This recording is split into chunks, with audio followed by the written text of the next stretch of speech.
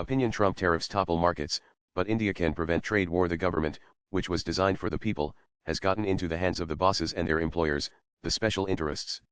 An invisible empire has been set up above the forms of democracy, said former U.S. President Woodrow Wilson, who was the architect of multilateralism through the League of Nations. His presidency coincided with the progressive era in American history, a time marked by significant socio-political reforms. He guided the U.S. economy through World War I, during which the Congress enacted a series of laws designed to grant the president emergency powers, with the Trading with the Enemy Act of 1917 TWEA being the most notable. The demands of wartime prompted the president to implement sanctions and economic restrictions, leading to the enactment of TWEA. This legislation empowers the president to manage or limit all trade between the United States and its adversaries during wartime. Throughout the 20th century, the Congress increasingly conferred emergency powers to the president through various statutes, including TWEA. Enacted in 1917, TWEA was intended to regulate international dealings with enemy nations following the U.S. entry into World War I. In the 1930s, the Congress broadened the act to enable the president to declare a national emergency even in peacetime, thereby granting extensive authority over both domestic and international transactions. From 1945 to the early 1970s, TWEA became a primary tool for imposing sanctions as part of the U.S. Cold War strategy. Presidents utilized TWEA to obstruct international financial transactions, seize assets held by foreign nationals within the U.S., restrict exports, adjust regulations to prevent gold hoarding, limit foreign direct investment in American companies, and impose tariffs on all imports into the United States. The International Emergency Economic Powers Act (IEPA) further extends the president's authority to regulate economic transactions. In his initial term, Trump threatened to implement tariffs on Mexico, utilizing his powers under the IEPA. In May 2019, he announced plans to impose a 5% tariff on all goods imported from Mexico, with the intention of gradually increasing this tariff to 25% unless Mexico took substantial measures to address the illegal migration crisis. By June 2019, Trump retreated from this threat after the United States and Mexico reached an agreement aimed at reducing the influx of migrants at the southwestern border. However, he did exercise this authority to impose sanctions on other nations. Trump utilized IEPA to target Venezuela's state-owned oil company, aiming to weaken President Nicolás Maduro's government by cutting off its primary source of revenue. Additionally, he applied the law to sanction Iran in response to what his administration described as aggressive actions by Tehran. In June 2020, Trump invoked the law again to authorize sanctions against senior officials at the International Criminal Court following the court's investigation into potential war crimes committed by American forces in Afghanistan. During his second term, in February 2025, he once more employed this act. A presidential statement indicated that, in response to the emergency posed by the extraordinary threat of illegal immigration and drug trafficking, President Donald J. Trump would implement a 25% additional tariff on imports from Canada and Mexico, along with a 10% additional tariff on imports from China. Notably, energy resources from Canada would be subject to a reduced 10% tariff.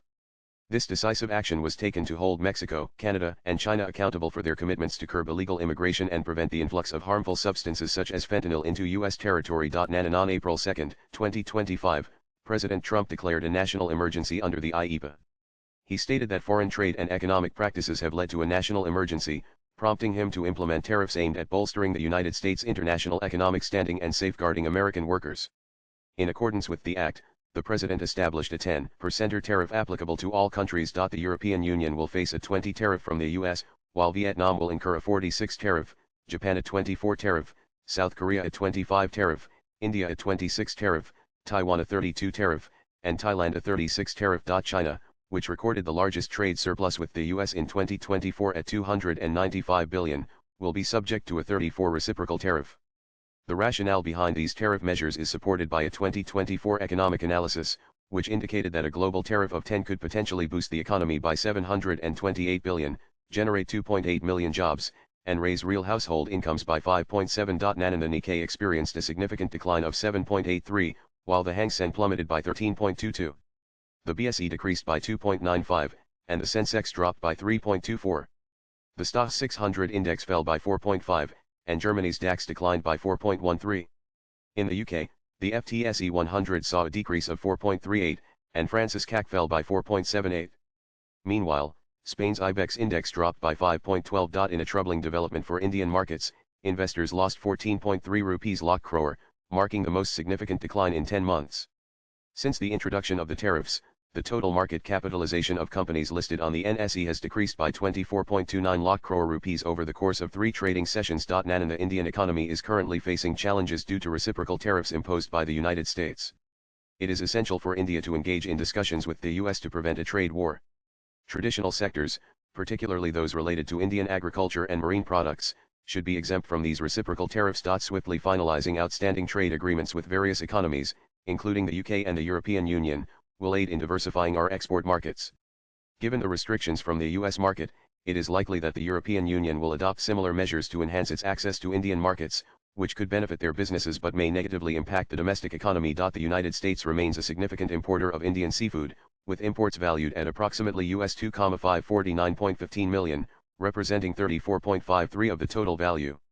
Currently, a tariff of 34.26 is applied to Indian marine products, which includes an anti-dumping duty of 2.49, a countervailing duty of 5.77, and a reciprocal tariff of 26.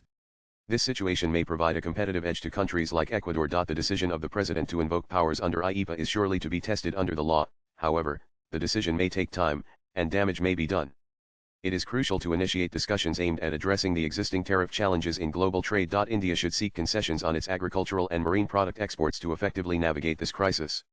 The overarching influence of the invisible empire that has been set up above the forms of democracy can only be countered through collaborative efforts among governments worldwide, facilitated by ongoing discussions and dialogues. Swipe left for next video. Given India's relationship with the US, it has the potential to play a pivotal role in initiating such conversations. Adarsh Kuniyalam is a parliamentary and policy analyst and has the experience of working under various members of parliament. Views expressed in the above piece are personal and solely those of the author. They do not necessarily reflect News 18's views. Latest blogs.